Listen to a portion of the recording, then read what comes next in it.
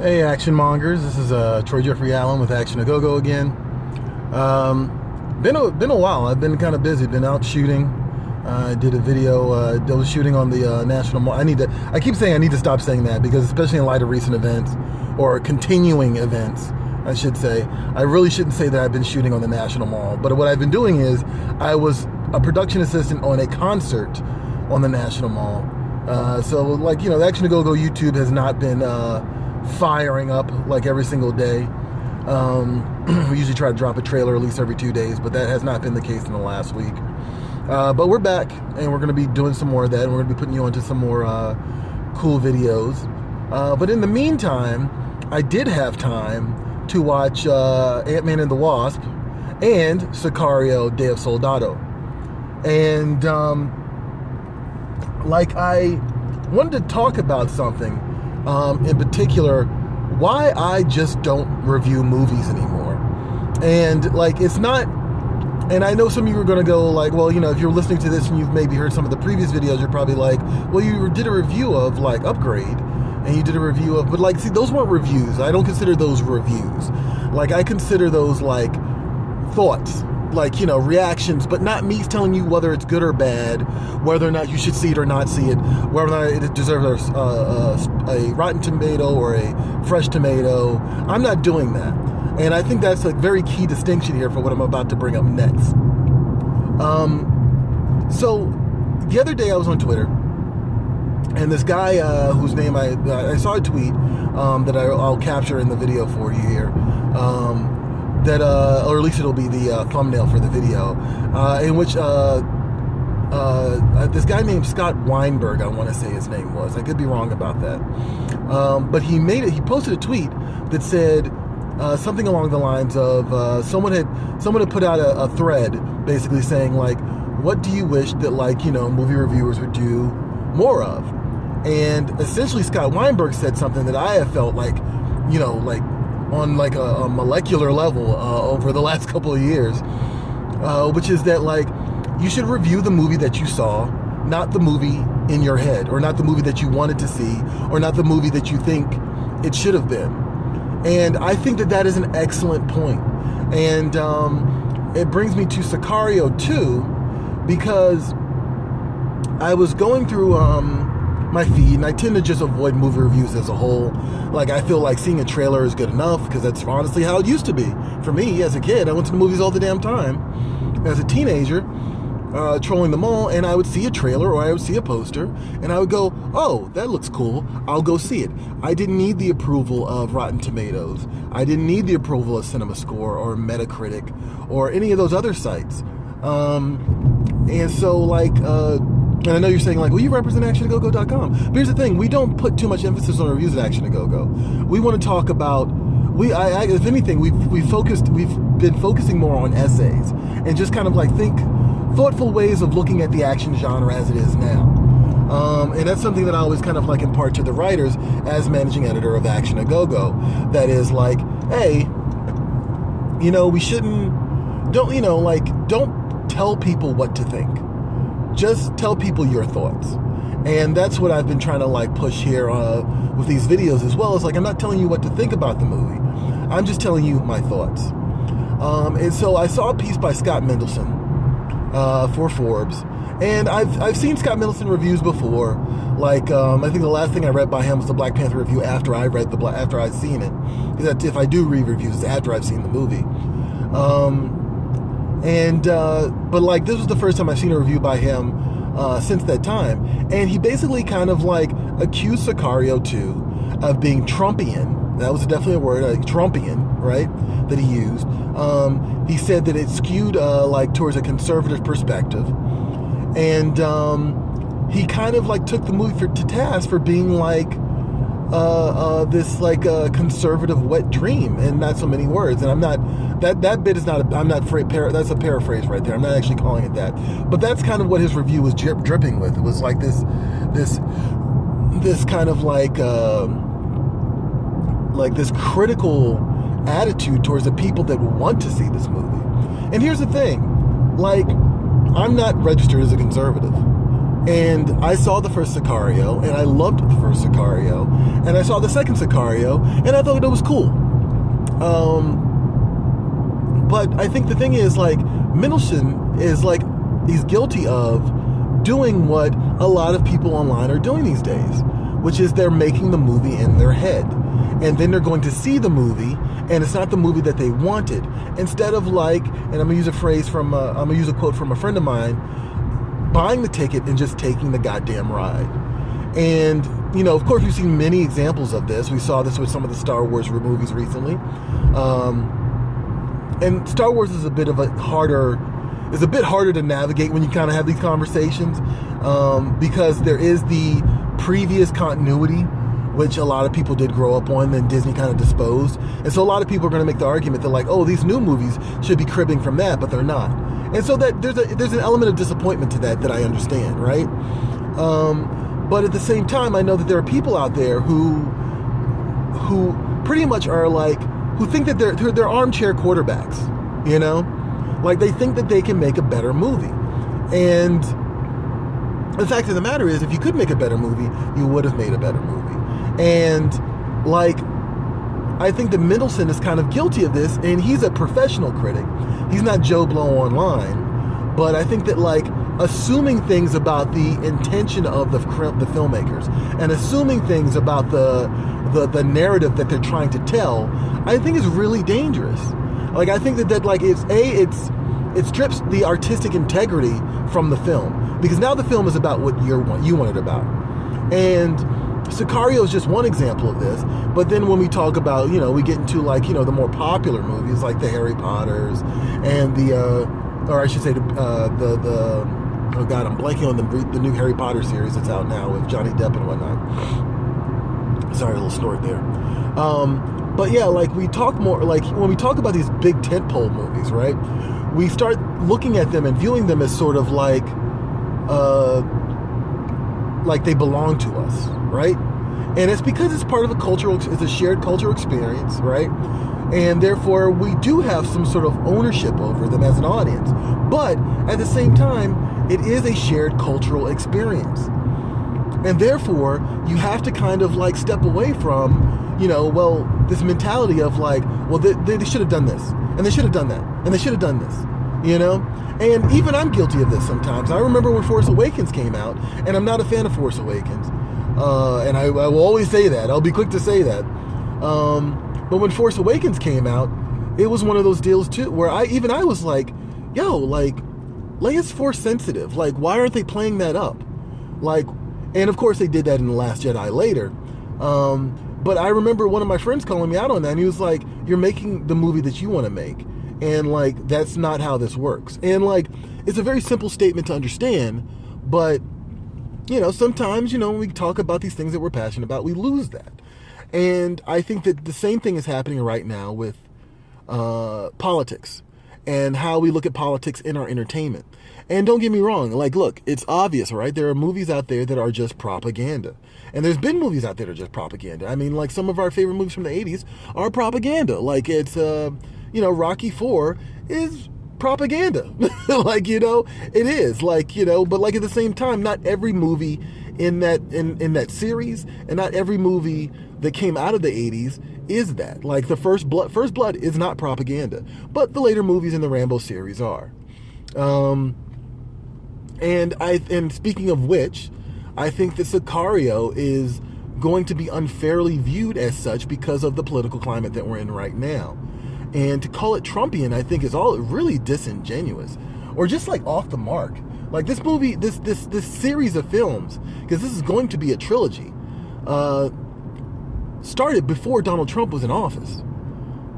And, like, the filmmaker, the writer, Sheridan, I can't remember, Taylor Sheridan, I can't remember his name right now, I'm sorry. The writer of these movies always had planned to do a trilogy. And he was willing to, like, examine the war on terror and the war on drugs from different perspectives. And that's what you get with Sicario too. Another perspective. And it's interesting to me because, like, I think that, like, we've kind of lost the ability to see the gray area in a lot of things, but I'll say for this conversation, the gray area in our entertainment. Like, I feel like we've kind of like gotten used to these cartoony notions, and part of this I think is Marvel's fault, but like at the same time Marvel Studios' fault. But at the same time, even Marvel Studios doesn't really ascribe to this. Like, you know, we've gotten to these cartoony ideas of good and bad, right? Like, this is the good guy, this is the bad guy. They fight, it's over. But like, I think at the same time, there's room for stories that like, we've forgotten that there's room for stories that just kind of want to tell a story. And one of the things that Middleton criticized Sicario about is like, he accused it of being a movie that wants us to champion like these pretty much like these Blackwater types, for lack of a better term. Like, you know, these government thugs who come into foreign soil, his words, and like, you know, and destroy everything in their path. And I feel like that's a really unfair like criticism and unfair take on that movie, because this movie is about irredeemable people, period. Like, there are, you know, these aren't superheroes. These aren't Captain America. And hell, as we saw in Civil War and even Winter Soldier, Captain America's not Captain America, you know? And so, like, you know, I think that, like, we have to kind of, like, stop framing these conversations and these movies in a way that's, like, not what the creator's intent was. Artistic integrity matters. Artistic intent matters. And, like, we have to look at what the filmmakers are saying, you know, not just what we want it to be about. And I think that's true of Star Wars. I think that's true of movies like Sicario. I think that's true of, you know, the Marvel movies. Like, I think that, like, we have to go back to considering the filmmaker again. And so as for Sicario too, look, I think it was a decent movie. I think it was a intense movie. I don't think it's better than the first one. And you'll hear people give a lot of reasons for that. I don't know why I don't think it's better than the first one necessarily. I probably would have to watch it again. But I think in a lot of ways it's because it feels like a middle movie. And it's a middle movie in a trilogy. I don't know how much of that is going to involve the screenwriter and the directors springboarding off of the storylines in this one to create the third film. But you kind of get an impression that, like, this movie does kind of like is building towards something that the third film will like execute. And I don't know necessarily if you got that with the first Sicario. The first Sicario is kind of like a New Hope, in which that, like, yes, it's part of a trilogy, but you kind of, in the movie, kind of like satisfied with everything that kind of happened, like the way everything played out. Like, you know, the right people, like, not everyone who deserves it gets it in the end, but the right people were smited, you know? And like, this movie kind of is like a little bit more open-ended. And this is kind of the thing that I think that critics like Ben Mendelsohn, who want to frame this movie as like a conservative wet dream, fail to realize is that this movie is about terror and the many things that terror brings with it.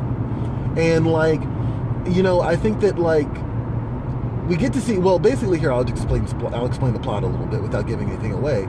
Basically, the idea here is that like terrorism is being funded. Terrorism is being funneled. Terrorists are being funneled through South America to get into the United States through the border, and so there's a whole like subplot here that kind of kicks the movie off about like a terrorist attack. It was not that's the actual main plot, but there's a terrorist attack that like that pretty much the bodies that like helped perform this attack were shipped from one end of the world to South America, and then those guys were kind of like walked up through Mexico and then over the border and like pretty much blow up this hub of consumerism where a lot of Americans are. And I think right there you're already kind of getting a broader perspective of the war on terror, but also the war on drugs. Like, you're getting to understand that like this problem isn't just a problem in Mexico. This problem isn't just a problem for Americans. This problem is a problem for the world. And, you know, to kind of try to frame this as like to overly simplify, to do a review of this movie and overly simplify that notion, I think is, I mean, I've said it, it's disingenuous. Like it's skewing towards your perspective of the world, and in a lot of ways a very limited perspective of the world. But I don't want to accuse I keep saying Ben Mendelsohn. Ben Mendelsohn's an actor. Scott Mendelsohn of you know, being like short-sighted, but I feel like his take on this particular movie is short-sighted. And because what you really get is a lot of gray areas. You get kids who are roped into, like, you know, the cartel, and like, you know, one of them is an innocent, but at the same time, like, you get the American guys who are taking her away from her family. You also have another kid on the flip side of that. You have another kid who's an American, but is able to kind of like walk back and forth between the border undetected, and so he gets in with the cartel for the purpose of, like, you know, honestly, for the purpose of pride, like to feel like he belongs to something. And so you have literally two sides of the same coin. In this case, you have this girl whose family is in the cartel, who's being used as a pawn by the Americans, and then you have this boy who's an American who's being used as a pawn by the cartel. And if you miss that, then what you essentially are doing is you're giving a bad read of this movie. This movie is complex. It's not a cartoony, like, you know, attempt at like it's not propaganda. You know, it's not a cartoony attempt at like providing a cartoony attempt at depicting the war on terror. It's not, or the war on drugs. Like, it's not. And like, I think that like we need to kind of like get back to that idea of what is the film saying? What is the subtext here? What is the what is the underlying message, if there is one? Maybe the underlying message is that we're all fucked. And I kind of honestly felt like that's what Sicario 2 was doing. Like, you know, it was kind of telling us, like, you know, there are no winners or losers in this. There's no winners in this in these campaigns. Like, just a lot of losers, you know? And like, I think that that's a nice complex way and a nice grounded and even-handed way of looking at the war on terror, and the war on drugs, and how we deal with both of those things in America, but also the worldwide, over in the world at large. So yeah, and so I think, and so for that reason, I want to go back to this. Like, I've stopped reviewing movies for that reason. Like, I think I did a Black Panther review, but even that review was more like thoughts. You know, I didn't want to lean too heavily into what I assume the filmmakers are thinking. You know what I mean? Like, I wanted to lean into what I know based off the Marvel Cinematic Universe, and the themes that I've seen play out, and how those themes factor into the Black Panther movie. And it's kind of a similar thing here, where I feel like I look at Sicario 2 and I'm looking at the themes that have like played out from the first movie to the second movie, but also the murkiness and the murky morality of all these characters, and how they kind of all have a place to play in a situation that's largely unwinnable. And so I think that that's an awesome way to tell that story, and I really feel like that's the best way to tell this story, because you can't really do John Rambo every time, like, you know. And to like, and also it's interesting to me that Ben Mendelsohn wants to like make this argument about like this movie being about Americans coming onto the soil of brown people and wrecking havoc. And like, you know, he wants to look at it as something that like the film seems to be celebrating, ignoring the fact that Benicio del Toro is in the movie and he's like a vigilante and he's the main focus of this film, you know, and the daughter of one of the cartel members. Like, so it's, you know, it's just a bad read. And I'm seeing a lot of bad reads coming out of Rotten Tomatoes, coming out of places like Metacritic, coming out of places like CinemaScore, and every place but actionagogo.com. And like, I just want to get away from that, and I don't want to be associated with that. And I went to film school, you know, I took the film classes, I sat in film class, and like, even before that, I was already a student of film. Like, I just studied film. Like, I would read Leonard Maltin's books, I would read Pauline Kael, I would read Roger Ebert, because I wanted to understand film. And I didn't necessarily always agree with the things they said, but I was largely okay with that. because like at the end of the day, I wanted to know what the filmmaker's thought process was. And so the critics were an avenue to that. And that's what I try to provide here, is an avenue into what I've discovered based on what the filmmakers have said is their process. Like what made them what had got them to tell the story this particular way. And so I think we need more of that. And I think we need more of that from film critics. And like I want to see tons of that on actionagogo.com and through our YouTube page and our Twitter and our Facebook, because I think that, like, you know, the simplest answer, the simplest way to look at this is like, those who can't teach. And I'm not a filmmaker, but at the very least, I can sit here and tell you what I've learned about the filmmakers who are behind the camera on the films that we watch. So, and I think that's more important than, like, you know, good, bad, you know, left, right, you know, conservative, you know, liberal. Like, I think that's more important, because at the end of the day, this is entertainment, and our politics are our politics, and our entertainment is our entertainment. And sometimes these paths cross for sure. Hollywood has a history of this. We're not going to pretend like they don't, you know, but they don't always. And I think to kind of, you view these through a lens of view this through a skewed lens of your own politics really does a disservice to you as a critic, but also the film itself. Because I don't want 20 years from now people to say that Sicario was some propaganda when it wasn't. It wasn't. So yeah, there you go. I'll probably do an Ant-Man piece a little bit later. I was thinking about squeezing it into this, but I really kind of feel like this conversation about Sicario, I think, is kind of a little bit more, it needs to belong to itself. But overall, I thought the movie was cool. I think it's a middle movie, and I think that's the only real problem with it. But is that a problem when you know that it's a trilogy? No, I don't think it is. And so I would definitely recommend it. Like, you know, if you like the first one, I was kind of worried that this was going to be essentially like, you know, the Rambo, you know, like any of the other Rambo movies compared to First Blood. Like, First Blood was a very emotional tale about a man who's like just lost everything and is kind of abused by the system and continues to be abused by the system and then snaps. And it's like very even-handed in a lot of ways. Like, it doesn't try to glorify PTSD, but it kind of gets a little close to that line. But by the end of the movie, you kind of have to go, like, John Rambo is just a tragic figure. That's all he is. He's not an action hero. He's just a tragic figure. And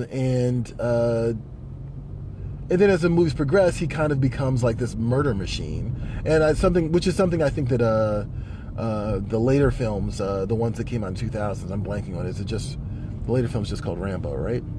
The one that Stallone directed. I think that does a better job of just of depicting him as a tragic figure.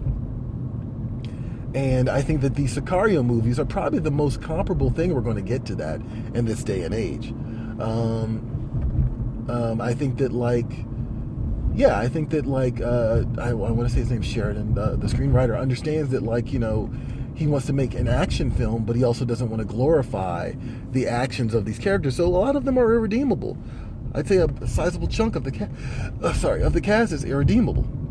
And I think that that's a really smart way to go about it, but you still get your action fix, and it's still an intense movie. You still get to clutch the armrest of your movie theater seat, because, you know, this is the Wild Wild West. This is our version of the Wild Wild West in the year 2018. So check it out, give it a shot. You know, if you like the first one, you'll probably like this one. I did, and it just reminded me how much I love the first one as well. And I think that's also a really great thing. This is Troy Jeffrey Allen with actionagogo.com. I'm sorry I said so much. I'm working on that. Jesus, sorry. And no shade to Scott Mendelson. I've agreed with him before. But at the same time, like, you know, just watch the goddamn movie, man. Like, you know what I mean? Like, I think that's really the thing here. Like, just buy the ticket, take the ride, and from there, like, kind of backtrack and look at what the filmmakers were saying. But this vicious cycle that we're in, where we are spoon-fed all the details ahead of the movie, and like people are kind of making their own critiques of the film before it even comes out. It's garbage, and we need to stop doing that shit. I mean, seriously. Like, I don't think that you actually enjoy anything when you do that. And I think that, like, one of the joys of the creative process for me is seeing what other people are doing. Like, you know, like, it's not about me making the story. It's about what other humans can accomplish. And so, and I find that impressive. Like, I think that, like, you know, I want to see what other people are capable of in a creative space. And I am content with that, and I think that that's good enough. All right. So, Action A Go Go. Hit us up on Twitter, Facebook, Instagram, and of course, actionagogo.com. And hopefully, I'll hit you guys back up soon with an Ant-Man review, Ant-Man and the Wasp review. All right. Catch you later. Bye.